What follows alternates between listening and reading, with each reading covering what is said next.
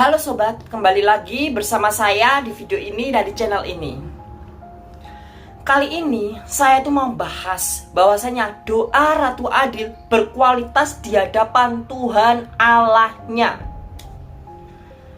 Wah, ini doanya itu doa yang berkualitas loh. Padahal saya yakin kita semua itu pasti pernah berdoa. Kita pasti pernah berdoa dan memohon. Dan kita seringkali tidak mendapatkan jawaban dari doa-doa kita ya. Oke? Kalau dipikir-pikir lagi, doa itu adalah interaksi dengan Tuhan. Bukan hanya kita yang ngomong sama Tuhan, tapi Tuhan juga akan ngomong dengan kita melalui apa? Hati nurani kita. Kalau hati kita peka, kita tahu keinginan Tuhan. Kita tahu apa yang dimaksud Tuhan. Bukan hanya kita yang ngomong, tapi Tuhan juga ingin ngomong pada kita.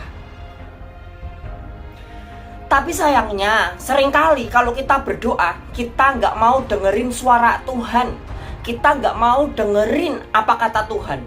Tetapi seringkali kalau kita berdoa, kita tuh egois. Kita hanya ngomong kepada Tuhan, minta kepada Tuhan, tapi kita nggak peduli apa keinginan Tuhan, apa kemauan Tuhan terhadap kita. Kita tuh terkadang egois. Kita tahu hati Tuhan suka hidup kita yang seperti ini, ya udah kita hidup seperti ini. Tuhan nggak suka kita hidup seperti di masa lalu, ya udah kita nggak usah hidup seperti di masa lalu gitu. Kita tahu isi hati Tuhan melalui apa? Hati kita. Hati kita harus peka. Kita harus peka dengan panggilan Tuhan. Apa yang Tuhan mau di dalam hidup kita. Selain doa itu interaksi, ternyata doa merupakan sebuah karya.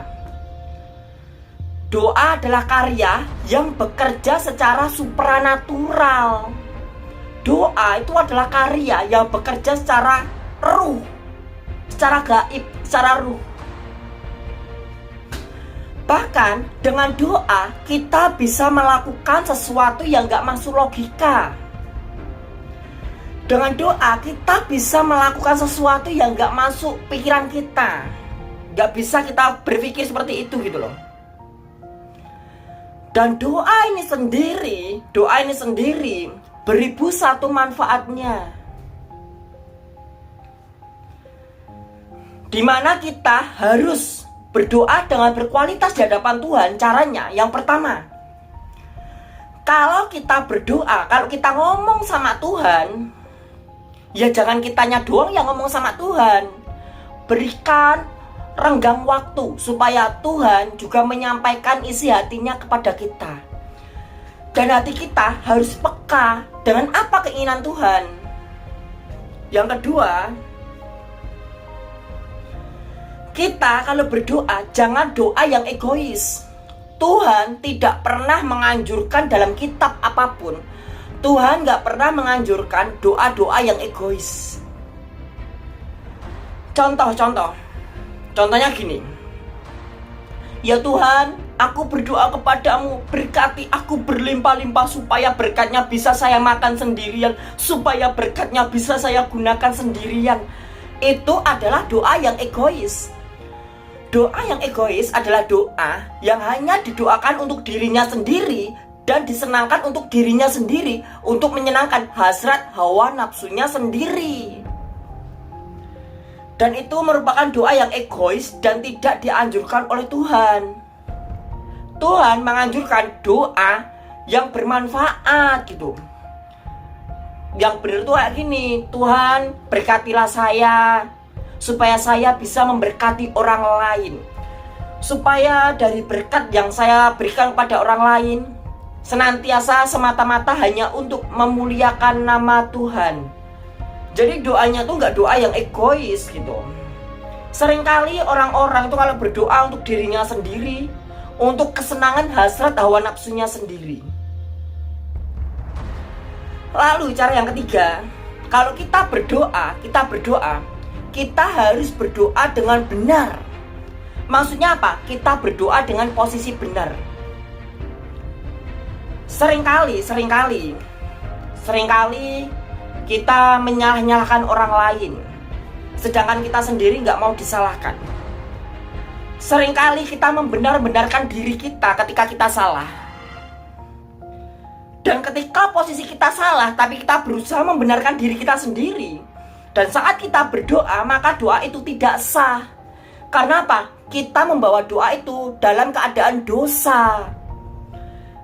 Ketika Anda berdoa dengan keadaan yang tidak benar, maka Anda berdoa dengan membawa dosa, sehingga doa-doa itu tidak sah. Kalau memang Anda berdoa, berdoalah dengan benar. Itu yang 3. Dan yang keempat, kalau kita berdoa, landasi doa kita dengan iman. Landasi atas dasar iman. Sesuai apa yang engkau imani, maka itu akan terjadi. Terjadilah segala sesuatunya sesuai apa yang engkau imani. Apa yang kau percayai, maka terjadi. Doa bekerja sesuai dengan apa yang kita imani, apa yang kita percaya. Doa itu bekerja. Maka berdoalah dengan berkualitas. Ini saya mau curhat sedikit ya tentang kisah hidup saya. Saya itu dulunya sering mendoakan. Dulu saya sering berdoa, sering mendoakan orang. Beberapa di antaranya, ada orang ibu-ibu datang kepada saya. Ibu itu udah kenal saya dan saya udah kenal dia. Ibu-ibu itu datang kepada saya karena dia tahu saya dekat dengan, maksudnya dia tahu saya mempunyai kedekatan iman gitu. Dia datang kepada saya, dia minta anaknya didoakan karena anaknya saat dia lahir, saat bayi, saat kecil, anaknya sering terkena gangguan roh-roh jahat, roh kegelapan. Dia meminta kepada saya supaya saya mau mendoakan anaknya. Dan saya hanya meminta air putih kepada dia. Sebenarnya saya bisa menggunakan minyak urapan untuk mengurapi anak itu, dan membebaskan anak itu dari roh-roh kejahatan. Saya bisa. Dan saya tahu caranya gitu. Tapi saat itu saya ingin menggunakan media air putih. Saya minta air putih 1 gelas. Saya pegang air putih itu, saya doakan air putih itu. Saya minta kepada Allah Bapa, kepada Allah Putra, anaknya yang tunggal, Yesus Kristus, dan kepada rohnya yang kudus atau Roh Kudus, supaya melalui air putih yang saya pegang bisa membebaskan anak itu dari segala gangguan roh-roh kegelapan, roh-roh jahat. Dan dari perantara air putih ini bisa menjadi perisai, bisa menjadi pagar bagi anak itu, supaya anak itu selalu dalam perlindungan Tuhan. Akhirnya apa? Saya suruh ibu itu meminumkan air putih itu kepada anak itu. Dan apa yang terjadi? Saat anak itu minum air putih dari saya, demamnya yang tinggi tiba-tiba langsung normal. Roh-roh jahat itu semuanya keluar dari tubuh anak itu. Saya juga bingung. Saya itu manusia biasa. Saya seperti yang lainnya. Saya makan, minum, saya seperti yang lainnya. Tetapi ketika saya berdoa menggunakan atas dasar iman saya dan niat baik saya berdoa, saya landasi dengan iman, terjadi. Karena apa? Segala sesuatunya akan terjadi berdasarkan iman. Apa yang saya imani terjadi. Terjadilah sesuai apa yang saya imani. Bukan hanya itu saja, ada seorang ibu-ibu lain. Dia itu minta saya, suaminya pergi, minggat gitu ya, pergi dari rumah, sudah berhari-hari. Dia kesepian padahal punya anak. Suaminya ingin supaya, istrinya tuh ingin supaya suaminya tuh kembali gitu, supaya dia bertanggung jawab kepada dia dan anak-anaknya gitu. Dia minta tolong kepada saya supaya suaminya kembali gitu. Ya benar saja, saya hanya berdoa.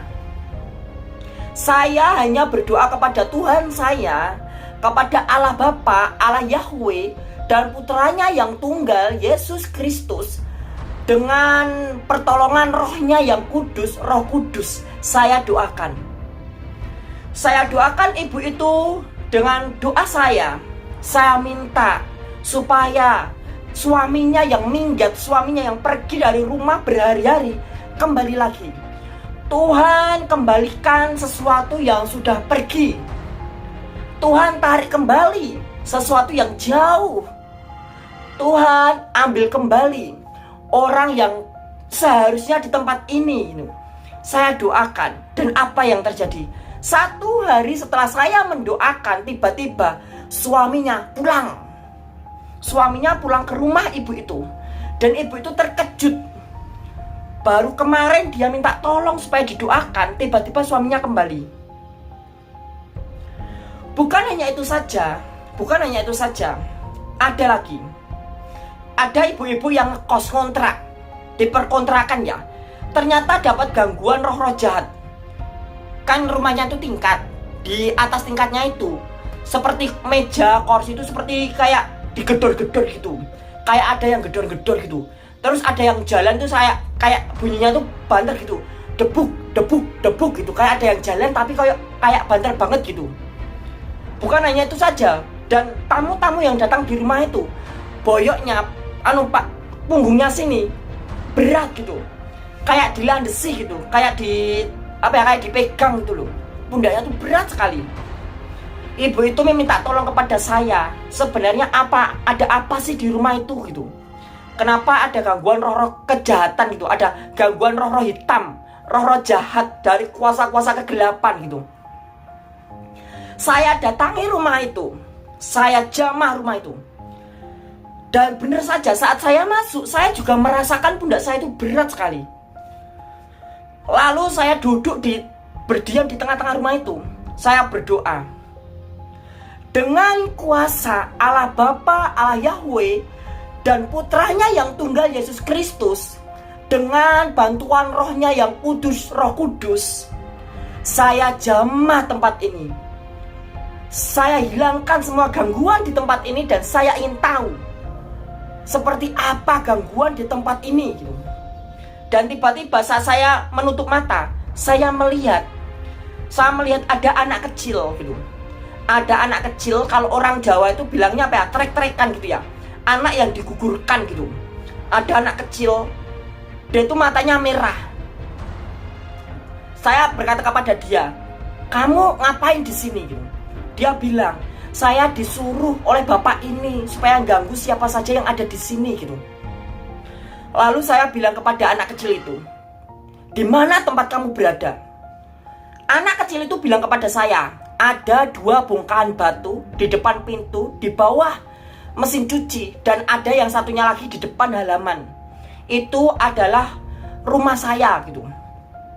Saya ambil, lalu mata saya buka, saya ambil 2 bongkahan batu itu. Lalu saya bilang, batu ini menjadi perkara masalah kenapa semua orang yang berada di tempat ini seperti pundaknya sini seperti berat gitu. Lalu saya masuk ke lantai atas. Saya ingin tahu kenapa di lantai atas banyak gangguan seperti orang berjalan tapi besar kayak King Kong gitu. Debuk gitu. Saya berdiam diri di kegelapan. Saya minta ibunya itu pergi, saya sendirian. Saya berdoa, atas nama Allah Tuhanku, Allah Yahweh, putranya yang tunggal Yesus Kristus, dan oleh kuasa Roh Kudus, semua gangguan di tempat ini dinyatakan di hadapan saya. Saya ingin tahu seperti apa yang mengganggu. Dan dengan bantuan Roh Kudus, sirna semua gangguan ini.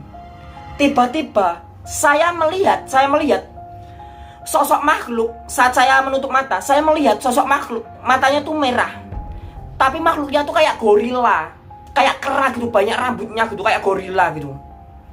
Mungkin kalau orang Jawa itu bilangnya apa, genderuwo gitu ya. Lalu saya bilang kepada makhluk itu, "Kenapa kamu ganggu ibu ini di sini?" gitu. Genderuwo itu bilang, "Saya kiriman dari dukun gitu. Saya dikirim dukun untuk mengganggu tempat ini gitu." Saya bilang kepada makhluk itu, "Yang ngontrak di bawah kamu itu adalah saudara saya, saudara perempuan saya. Dia tidak pernah mengganggu kamu. Kamu jangan ganggu dia." Lalu dia bilang, "Baik, saya tidak akan mengganggu gitu." Saya bilang kepada dia, saya ingin bukti dari kamu. Jangan ganggu saudara saya. Kalau kamu masih nekat ganggu saudara saya, dengan kuasa Roh Kudus, saya sirnakan, saya bakar, saya musnahkan kamu dari muka bumi ini. Dia takut. Dia takut dengan ucapan saya gitu. Karena saya berucap dengan iman gitu. Lalu saya turun kembali. Setelah itu tidak ada gangguan. Sama sekali nggak ada gangguan. Berbulan-bulan nggak ada gangguan sama sekali. Dan itu merupakan suatu kuasa dari doa.